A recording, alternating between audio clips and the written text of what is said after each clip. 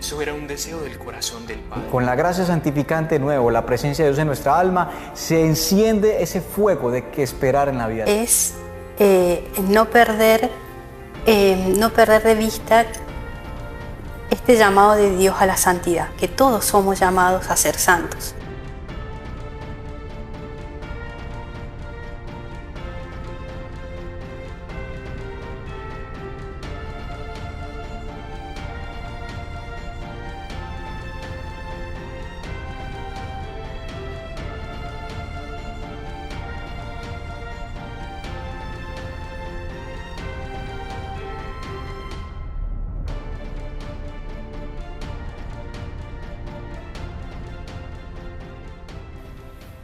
Hola queridos hermanos y todos aquellos que se conectan en medio de estas plataformas de YouTube, también aquellos que nos escuchan por la Radio Franja. Es una gran alegría volvernos a encontrar en nuestro programa Peregrinos de la Esperanza. Como habíamos comunicado, hoy tenemos un tema muy especial, testigo de esperanza, ¿no? De cómo el Señor pues ha obrado en una vida y cómo ha manifestado su bondad en esa vida, ¿no? Por lo cual fue muy providencial también de que en estos días se encontraba por aquí en Chile y ha sacado un espacio para acompañarnos en este programa. Le damos la bienvenida a Marino. Siéntase muy bienvenido. Muchas gracias por estarnos acompañando en este programa. Muchísimas gracias por la invitación. Bueno, Marino, queríamos como preguntarle y saber también cómo el Señor ha obrado en su vida, ¿no? Cómo pues ha sido ese transcurrir del Señor en su vida. Bueno, habría que tomarlo, yo pienso que si uno le pone cuidado, ya lo que he podido observar de cómo ha obrado en mi vida, pues me tomo desde la infancia, ¿no? Porque cuando yo tenía 3 años, tuve un accidente grave, me arrolló un carro. Estos eran año 1954. Con eso les doy una idea cuando nací. Sí. Y era un pueblo pequeño en Colombia, en una montaña, las calles muy inclinadas, y por eso me salvó de morir, porque pues eran esos tanques de guerra, un Chevrolet 38, Claro. que parecía un tanque de guerra, ¿no? Eran inmensos. Y me arrolló y quedé en coma 3 días. En estos años en el pueblo no había nada. Lo más cerca que había a mi pueblo de ciudad con primeros auxilios, con un tipo de hospital, quedaba a caballo como casi un día, pero en esos días había llovido y todos los lugares estaban llenos de barro. Entonces me dejaron para morir. En esos años te daban 3 días de plazo. Si al 4.º día ya no se levantaba, lo enterraban, ¿no? Y muchas veces enterraron gente viva, pero así era, porque era todavía muy primitivo todo. Claro. Y entonces ya había pasado los 3 días y la noche del tercer día se reúne toda la familia para despedirme. Tenía el ataúd al lado, un ataúd blanco esos de niño, y cuando ya se iban a despedir y ya me pasaban al ataúd, desperté, ¿no? Y claro, eso nunca se me olvidó porque yo desperté y toda esta gente gritó al mismo tiempo, ¿no? Entonces eso me impactó mucho. Pero después, ya a los 47 años de edad, tuve una experiencia mística con Dios en un secuestro en Colombia. Y durante esa experiencia el Señor me mostró ese evento. Y ese evento tenía que ver con el diablo, porque yo nací con una misión, ¿no? Entonces el diablo sabía quién era yo y siempre trató de destruirme. Y misteriosamente las misiones y todo lo de Dios tiene un plan. Y el momento en que la misión entra en flor, por decir así, puede ser a una edad muy avanzada. Mira a Abraham, que era un anciano, Moisés a los 57 años, o sea, y a mí me llamó a los 47 años. Todos esos años, hasta los 47, fueron impresionantes, de las pruebas, los atentados, todo, pero yo no sabía nada de eso. Eh, entonces, cuando miramos la obra de Dios en mi vida, pues se dan cuenta cómo me protegió, porque Él ya tenía un plan con mi vida. Y al observar todos estos eventos tan graves, los atentados del maligno, uno se da cuenta que está protegido, pero lo más misterioso es que uno se pregunta, ¿y por qué permitió Él que eso pasara, no? ¿Por qué no evitó que tuviera el accidente del carro? ¿Por qué no esto y aquello? Y tanta cosa que sucedió. Y esa es la parte más complicada, ¿no? Porque ahí entra un aspecto de la fe que para manejarlo se necesita mucha profundidad. Claro, qué bonito que usted nos está contando todo este proceso, ¿no? Que el Señor pues ha tenido con usted desde muy pequeño también, que le manifestó en aquella revelación. ¿Y cómo fue como ese momento? ¿Usted siempre ha sido muy cercano a Dios? No siempre, no. Es decir, después de que yo nací en una familia católica y hasta los 14 años estuve vinculado a la iglesia, no por voluntad propia, pero como uno crece en la iglesia, que lo llevan, el colegio, la familia, así. Pero ya a los 14 que me enviaron a Bogotá, la capital, años 60, entré en una cultura del hipismo y me separé, me fui de la iglesia. Entonces estuve 33 años alejado. Eh, y después de que regresé a la iglesia, que ya tenía 48 años, ahí sí he estado con Dios todo el tiempo. ¿Cómo fue ese regreso a la iglesia? ¿Cómo ocurrió de pasar, claro, desde los 14 hasta los 47? ¿Cómo fue ese retornar? Fue muy dramático porque no fue por voluntad, fue por un evento gravísimo que fue un secuestro en Colombia. Yo llevaba 33 años lejos de Dios y viajé a Colombia en una Navidad del año 97. Yo había vivido prácticamente toda mi vida lejos de Colombia, porque me eduqué en Alemania, viví en California, porque soy actor y compositor musical, y en California me vinculé al mundo del espectáculo. Pero en esa Navidad del año 97 iba a visitar la familia porque había mucha tristeza en la familia por muchas muertes que habían habido en los últimos 4 años. Muertes, una que fue un suicidio y otra un accidente y las otras naturales, ¿no? Pero de todas maneras había sido mucho impacto en la familia. Y llegué allí y en la Navidad de ese año me secuestró la guerrilla, la FARC. La guerrilla tenía una historia con mi familia y la, la última huella de esa historia era sobre mi mamá, que la querían secuestrar a ella. Pero ella murió antes de que eso ocurriera y en el funeral de mi mamá me escogieron a mí, a pesar de que yo no vivía en Colombia. Claro. ¿Y qué acontecimiento ocurrió en ese momento del secuestro? Entonces el secuestro duró 6 meses y los primeros 15 días fueron en una cueva. Y en esa cueva, en el día 15, me acababan de sentenciar a muerte. Estaba en una situación terrible, encapuchado y amarrado. Y de pronto entré en un éxtasis. En ese momento yo no sabía lo que un éxtasis era, eso lo aprendí después. Porque yo pensé que me estaba muriendo. Claro. Porque en el éxtasis aparecí a la edad de 3 años, en el patio interior de la casa donde yo nací.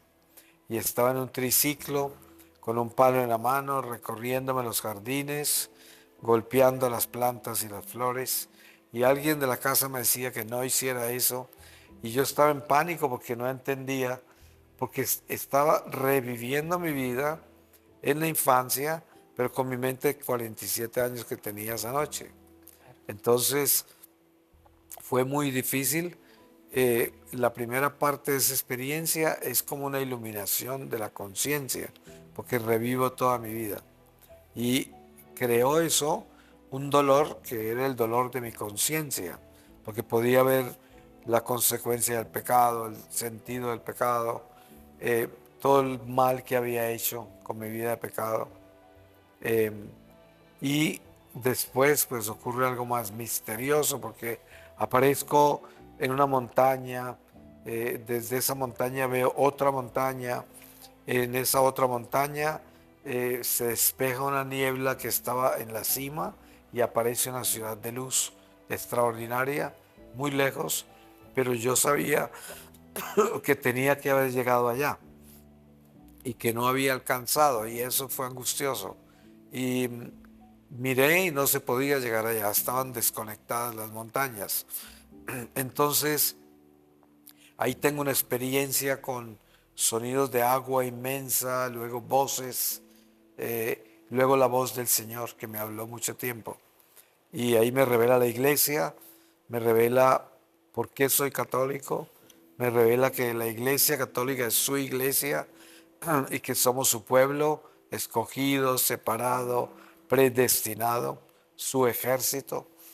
Y me muestra los 33 años que yo no estuve en la iglesia, lo grave que fue, porque según me explica él, nosotros somos instrumentos eucarísticos de reparación. Y los 33 años que yo no comulgué fueron 33 años en que él pudo rescatar almas con mi comunión. ¿Sí? Entonces eso era gravísimo, muy duro. Además vi en su conversación conmigo, él me habló de las tinieblas de este mundo. Y vi cuando me alejé de Dios en Bogotá, cuando llegué de mi pueblo, que muy pronto caí en esa cultura de los hippies y todo, y cuando me alejé de Dios y entré en esas tinieblas, y cómo fui seducido por eso, era muy doloroso. ¿En qué momento el Señor le mostró que fue como ese primer paso que usted le dio al demonio? Pues yo llegué a Bogotá a los 14 años, y muy pronto yo llegué a la casa de un tío que era un abogado, y comencé a conocer gente, jóvenes ahí en la ciudad, y de pronto encontré un grupo de jóvenes americanos y me fui a vivir allá. Era una residencia de americanos, y ahí fue cuando comenzó todo, porque a ese lugar llegaban todos los hippies americanos, las drogas, el rock and roll, todo eso, y ahí comencé a alejarme. Ya muy pronto, ya nunca volví a la iglesia, ya cambió toda mi vida en total. Marino, ¿qué le dice usted a un joven que quizás hoy en día no esté pues, de moda el hippie, sino otras cosas? Usted pues ya teniendo esa conciencia que el Señor pues le ha mostrado, ¿no? De qué es el pecado grave, pues ya hemos hablado aquí también del pecado grave, el pecado original. ¿Usted qué le diría a esos jóvenes que quizás lo vayan a ver aquí por las redes o lo vayan a escuchar por la radio, o a una persona ya adulta también, acerca del pecado original o acerca del pecado mortal también? ¿Qué, teniendo ustedes esa conciencia, qué les diría? ¿Qué les puede decir usted? Bueno, tomémoslo desde un lenguaje católico, ¿no? Porque habría que determinar eso. Si estamos hablando en un lenguaje espiritual a un católico, pues sabemos que el mismo catecismo nos enseña que por causa del pecado original nosotros vivimos en el destierro, que es este mundo, el mundo caído, y que llevamos en nosotros, como dice San Pablo, una mancha, que no es nosotros, pero está en nosotros, que nos inclina a pecar, que él dice, el mal que no quiero hacer es el mal que termino haciendo. Y hay que tener conciencia de esa mancha, porque todos nosotros somos testigos de que tenemos esos impulsos naturales para hacer el mal, para pecar, para ir contra la moral, contra los valores, contra la obediencia a Dios. Entonces, si nosotros despertamos una conciencia real de que en nosotros hay una sangre que se va hacia el mal y otra que se va hacia el bien, entonces tenemos que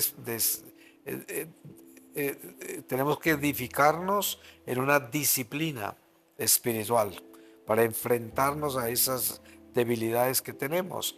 Y para eso está el don maravilloso de la iglesia, que nos da los sacramentos, la oración, que nos da el ayuno, que nos da muchísimas armas, el rosario con la Virgen, de las cuales podemos prendernos para fortalecernos y enfrentarnos a las tentaciones, la misma concupiscencia nuestra de la carne, el mundo, el demonio. Y todo esto es un encuentro con Dios dentro de la iglesia y luego un encuentro personal con el Espíritu de Jesucristo, que es el que nos ayuda a edificarnos como personas de Dios, que es cuando ya uno entra en una misión por las almas, y es lo que esperamos que todo católico llegue, a lo que todo católico llegue, ¿no? Claro. Ajá. Muchas gracias, María.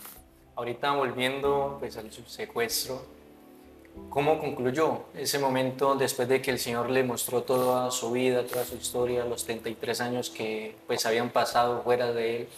¿Cómo culminó esa visión que el Señor le mostró? Pues a los 6 meses ocurrió un milagro, porque durante el éxtasis el Señor me mostró los demonios, el infierno, el purgatorio, y viví 5 meses y medio más secuestrado después del éxtasis, ya conociendo a Dios, pero no sabía si iba a poder salir.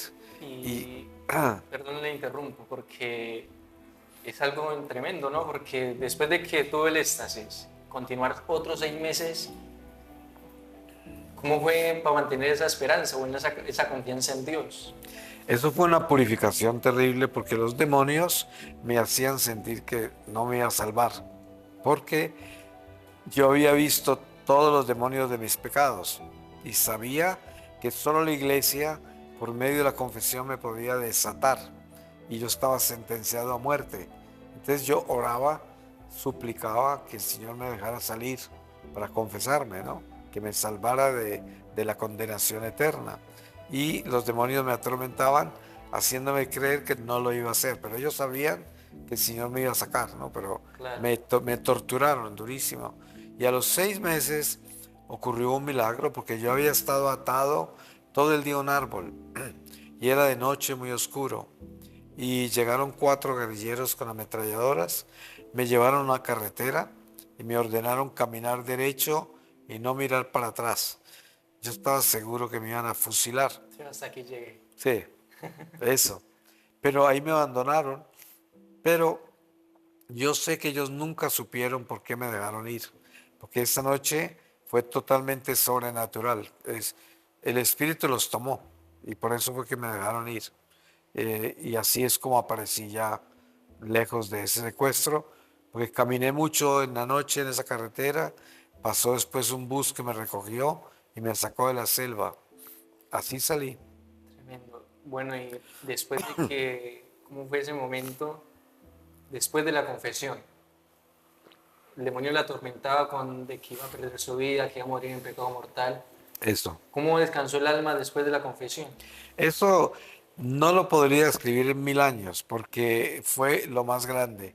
Salir de la selva fue un milagro muy grande, pero aún no era la libertad que yo buscaba, porque la libertad que yo buscaba era espiritual, era la confesión. Entonces, tan pronto me recuperé un poco, me fui a confesar a un monasterio de franciscanos. Y cuando ese franciscano me dio la absolución, pues yo quedé como una pluma en el aire, ¿no? Porque yo sabía que todos esos demonios se habían ido, los que estaban en mi vida, los que me atormentaron todo el secuestro. Entonces eso fue inmenso, es lo más grande que me ha sucedido, y ahí comenzó mi nueva vida. Y empezó el marino con Dios. Sí, ahí regresé a California, a Los Ángeles, a mi casa, y comencé a aprender a ser católico de nuevo por 2 ¿Y años. cómo se aprende a ser católico? Porque yo no sabía nada, es decir, a mí me tocó aprender la religión, me tocó aprender el catecismo, todo. Y además cuando estuve en iglesia de niño, pues nunca le puse cuidado. Entonces me tocó aprender todo de nuevo, ir a misa todos los días y confesarme con frecuencia y aprender tanto, pero en silencio, porque yo no me atrevía a preguntarle a nadie nada. Pues ya era un hombre grande. Claro. y así. Pero y tampoco sabía que tenía una misión. Fue después de 2 años viviendo en silencio así, sin contarle a nadie nada de mi experiencia con Dios. Mis colegas en Hollywood, en California, estaban muy asombrados de mi cambio. Pero tanto mis hijos como ellos y muchos amigos creían que era un trauma, ¿no? Que era el secuestro que me había dejado medio. Entonces ellos me recomendaban ir al psiquiatra y estaban esperando que yo aterrizara. Todavía están esperando. Y entonces, pues, esto fue algo muy bonito, pero hasta los 2 años después es cuando tengo el llamado del Señor. ¿Y qué llamado? Pues pasados los 2 años regresé a Colombia durante una Semana Santa y un domingo de Ramos en misa de 12 del día en una iglesia muy grande de Bogotá, mientras contemplaba un crucifijo que colgaba de encima del altar durante el ofertorio de la misa, comencé a sentirme mareado como si me fuera a desmayar, pero estaba teniendo otra experiencia con Jesús desde ese crucifijo. Y ahí el Señor me mostró la misión a la cual Él me estaba llamando y me dijo que había nacido para eso y que apenas iba a comenzar. Y yo tenía ya 49 años. Y ya la empezó. Sí, esto hace 25 años. Bueno, Marino. Sí. Bueno, y ya para concluir, ¿cómo inició esa devoción al niño Jesús en su vida? Cuando yo fui a Colombia durante esa Navidad, que era muy triste en la familia, mis hermanas me invitaron a la iglesia a rezar la novena de Navidad del niño Jesús. Yo ya no me acordaba de nada de la iglesia, pero hice la novena con ellas por complacerlas, ¿no? Claro. Y cuando el sacerdote dijo que pusiéramos nuestra intención, yo pedí un cambio de vida, pero pues era un cambio mundano. Y el niño Jesús me cambió mi vida en esa Navidad con el secuestro. Claro. Entonces la entrada a la iglesia fue a través de la infancia de Jesús y se convirtió en mi patrón. Y se convirtió en... Ajá. Sí, es mi carisma, la infancia de Jesús.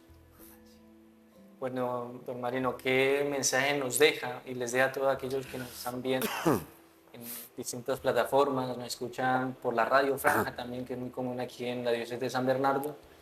¿Qué mensaje con todo lo que usted nos ha comunicado, ¿no? Que es un testimonio impresionante, ¿no? Un testigo pues, de esperanza, la verdad, no queda edificado, ¿no? Porque en un momento de secuestro, que el Señor le deje un éxtasis y que lo deje atormentarse aún más con estos 6 meses. 6 meses, que lo tengan ahí atormentando, que va a perder su vida, que va a morir en pecado mortal.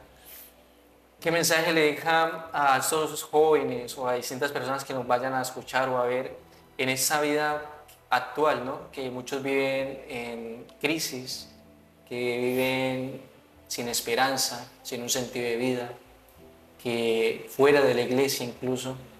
¿Qué les dice a todos ellos?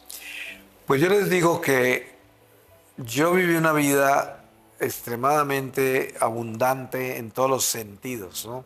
Y disfruté mucho mis talentos que Dios me dio con la música y el arte y todo.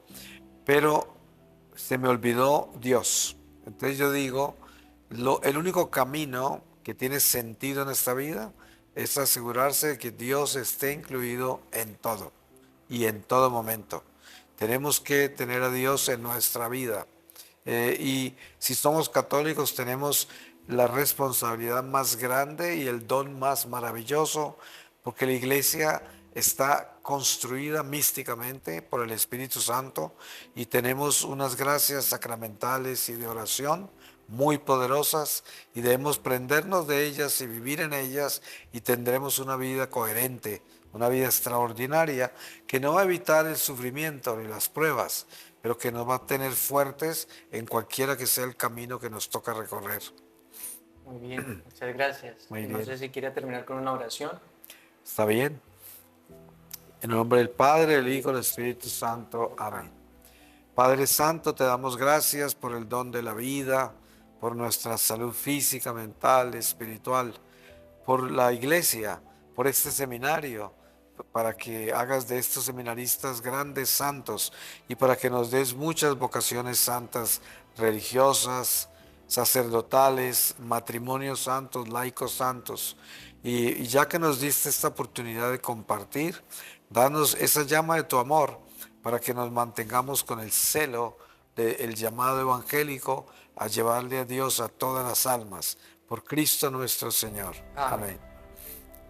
El Padre, el Hijo y el Espíritu Santo. Amén.